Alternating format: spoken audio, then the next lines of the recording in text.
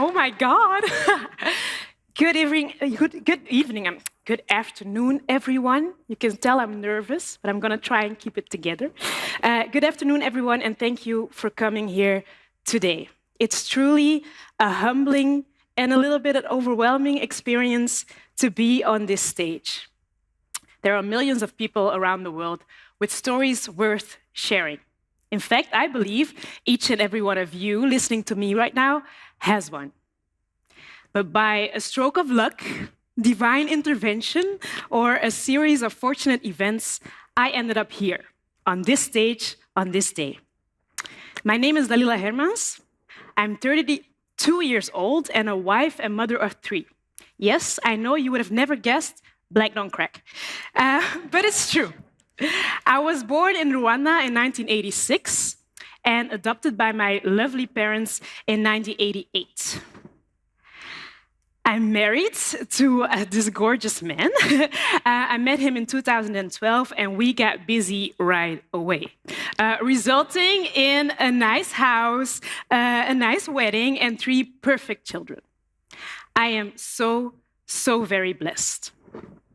Some of you in the audience might know me from TV or newspapers or the books I've written, but for those of you who don't know me, let me fill you in on some particulars.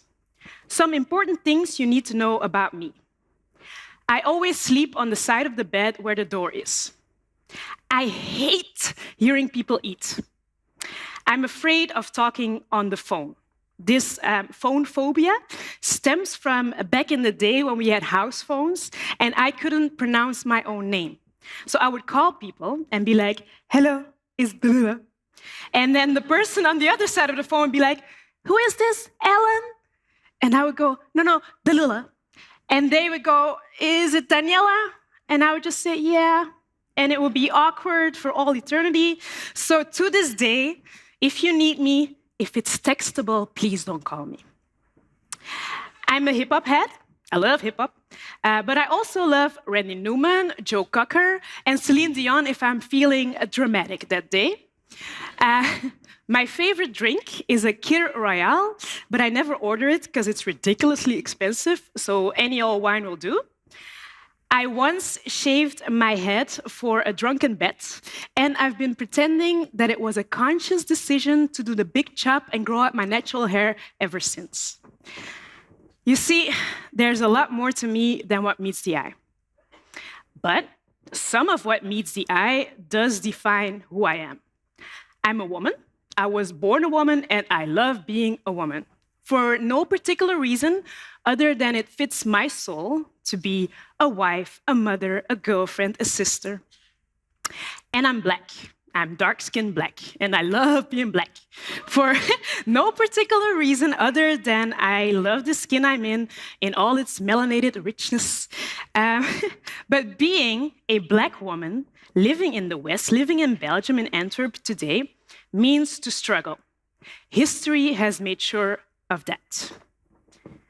Research shows that people of Rwandan, Congolese, and Burundi's descent, the children of our former colonies, are more highly educated than other groups living in this society today, even native Belgians.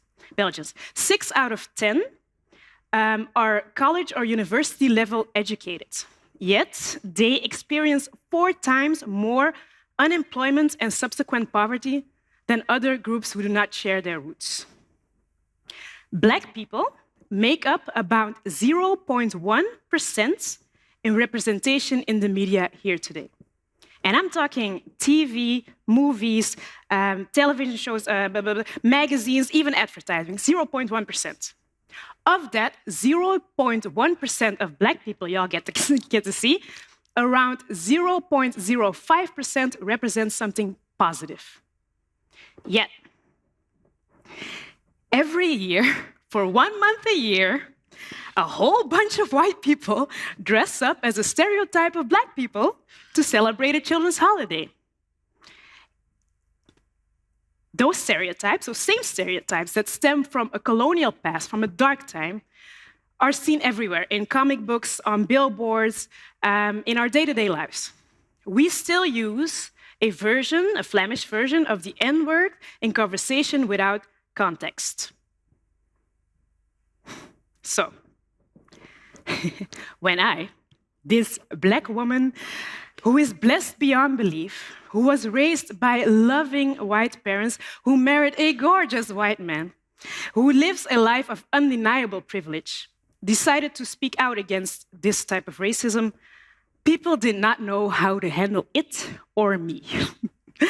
4 years ago, on this very day, I sent out a letter to a few newspapers to raise awareness about the racism I had encountered growing up.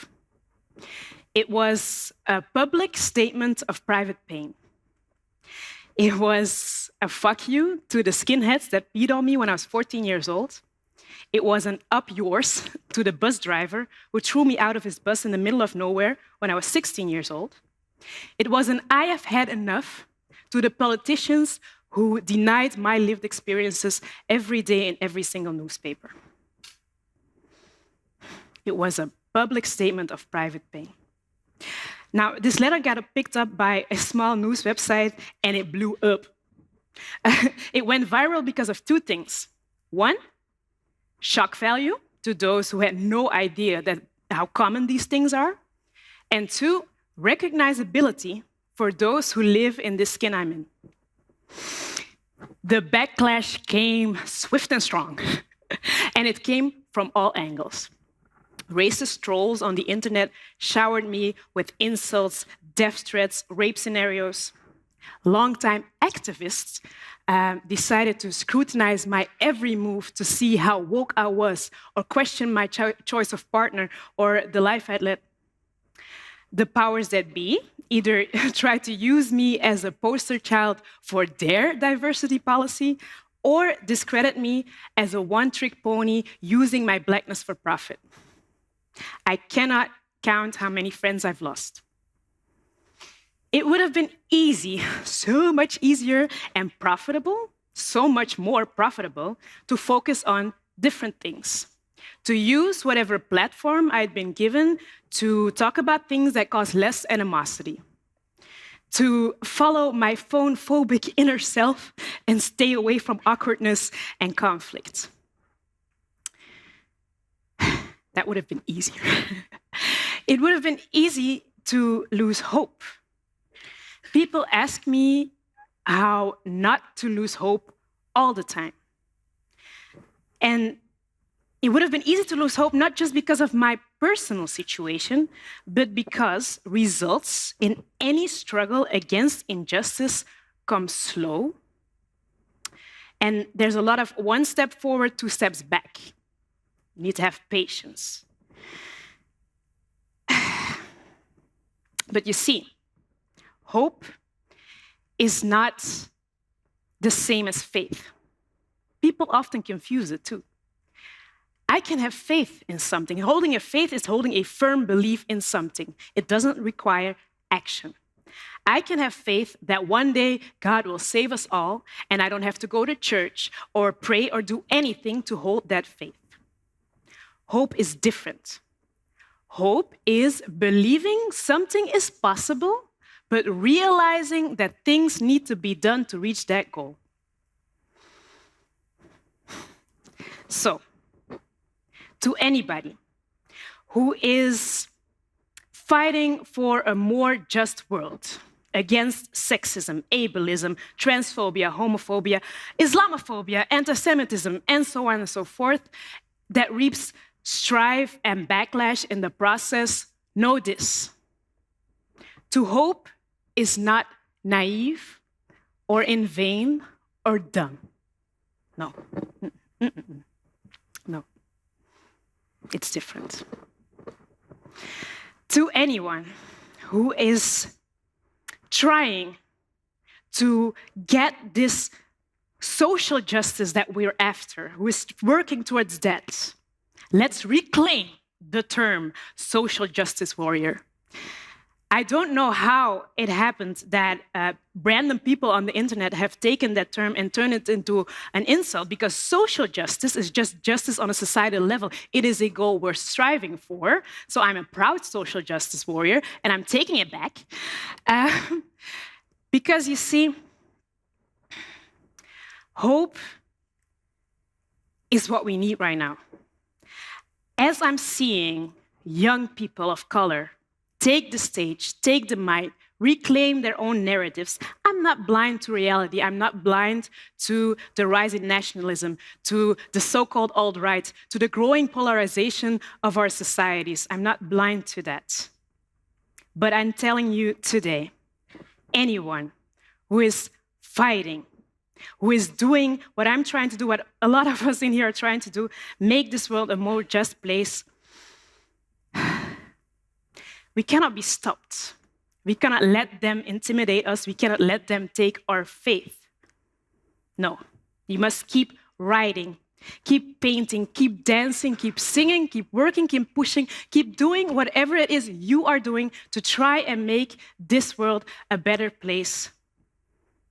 Keep having those difficult conversations. Keep having those awkward moments and those frustrating encounters, because they matter. To hold on to hope is not silly or naive. I'm repeating that. To hold on to hope is not silly or naive. Choosing hope over despair is a conscious decision. It's a deliberate act. It's important, and it should propel you into action. Because the alternative is resignation.